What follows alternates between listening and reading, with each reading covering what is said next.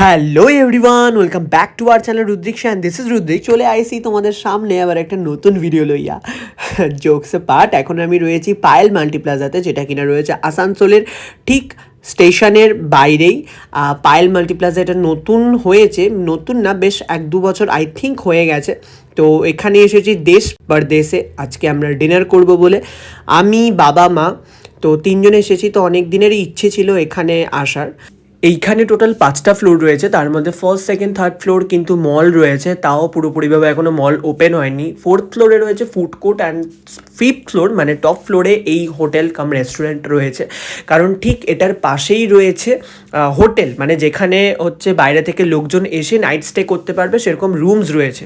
ভেতরের অ্যাম্বিয়েন্সটা তো সুন্দর লাগছে, বাট যেই জন্য আসা, ডিনার করতে আসা, সেটা এখনও হয়নি। সেটা হলে বুঝতে পারবো যে সেটা কীরকম। বাই দ্য ওয়ে, আমি যেহেতু প্রথমবার এসেছি সেই জন্য একবার ঘুরিয়ে দেখাচ্ছি তোমাদেরকে, এবং নিজেও ঘুরে দেখছি সমস্তটা। ভেতরের ইন্টেরিয়ারটা ভীষণই সুন্দর, এবং ঘুরতে ঘুরতে চলে এলাম রেস্টুরেন্টের ঠিক অপর একটা প্রান্তে। তো এই দিকটা হচ্ছে পুরোটাই হোটেল।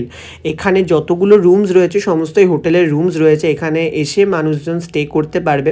হোটেলের ভেতরে এই জায়গাটা হচ্ছে সমস্ত কিছু চপিং কাটিংয়ের জন্যে। তো সামনে মিরারটা ছিল, বেশ সুন্দর লাগছিল কিন্তু মিরার সামনে নিজেকে দেখতে। আর ভেতরে পার্টিশন করা রয়েছে, এই যেখানটাতে আমরা বসেছি তার ঠিক পাশে এই জায়গাটা রয়েছে, এটা হচ্ছে আরেকটা পার্টিশনের ভেতরে। অ্যান্ড এইখানটাতে আমরা বসেছি, এখানে আমাদের দিয়ে দিয়েছে পাঁপড়। তো বাবাকে জিজ্ঞেস করাতে কি বললো একবার শুনে নাও। এটা আমাদের স্বাগতম জানালো। হ্যাঁ, বলছে এটা দিয়ে স্বাগতম জানালো। আরেকদিন কোথায় জানি গেলাম, কিসে ওই যে হ্যাঁ, ওই যে হ্যাঁ হ্যাঁ হ্যাঁ, ওই যে কলকাতা রাজবাড়ি। এটা মা কি দিয়েছে? পাঁপড়টা কেন দিয়েছে বল, পাপড় প্রথম বলো। স্বাগত জানালো আমাদেরকে স্বাগত পাপড় দিয়ে পাঁপড়। আমরা কি অর্ডার করব বুঝতে পারছিলাম না, কারণ প্রথমবার এসেছি, কোনটা ভালো হবে না হবে, কোনটার কীরকম টেস্ট। তো অনেকক্ষণ ধরে মেনু কার্ড দেখার পর বাবা লাস্টলি বললো যে আমি একটা ভেজ ফ্রাইড রাইসই অর্ডার করছি।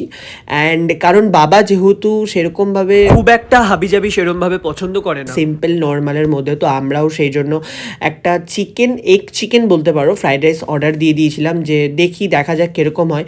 তো তার সাথে আর এক্সট্রাভাবে কিছু নিইনি, ইচ্ছে করে নিইনি। স্যালাড ছিল, সস দিয়েছিল, এবং 3 রকমের দিয়েছিল, চিলি সস ছিল, টোম্যাটো সস ছিল। অ্যান্ড এই জিনিসটা আমার সবথেকে পছন্দ হয়েছে, জলের মধ্যে লঙ্কা কুচি, মানে এইখানে যতগুলো লঙ্কা ছিল আমি মনে সব খেয়ে নিয়েছি। মানে এতটা আমার, সত্যি কথা বলতে আমার ঝাল ভীষণ পছন্দের, মানে কাঁচা লঙ্কা দেখলেই মনে হয় যে শুধু চিবিয়ে চিবিয়ে খেয়ে নিই, মানে এতটা আই লাভড চিলি বলতে পারো। যাই হোক, তো খাওয়ার হয়ে গেছে মোটামুটি। দেন ভাবছিলাম যে আরেকটু কিছু খাওয়া যেতে পারে, তো সেই জন্য ভাবলাম যে মিষ্টি অর্ডার দেওয়া যাক। তো আমি মিষ্টি অর্ডার দিয়ে দিয়েছিলাম যথারীতি। তো রাজভোগ ছিল এবং রসগোল্লা ছিল, ওই অরেঞ্জটা ছিল রাজভোগ, যেটা আমি এখন খাচ্ছি, আর রসগোল্লা ছিল। বাট সব থেকে দুঃখের বিষয়, ভালো তো ছিল, গরম গরম দিয়েছিল, সুন্দর দিয়েছিল। আর কিন্তু একটা কথা বলবো, তার আগে দেখে নাও তোমরা, ওই দেখো আমাদের আসানসোল স্টেশন দেখা যাচ্ছে একদম, ওই যে সিঁড়িগুলো, ওভারব্রিজগুলো।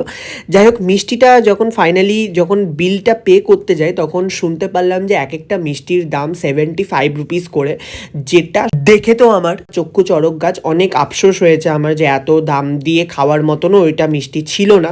যাই হোক, ওভারঅল খাওয়ারের টেস্টটা খুব ভালো ছিল।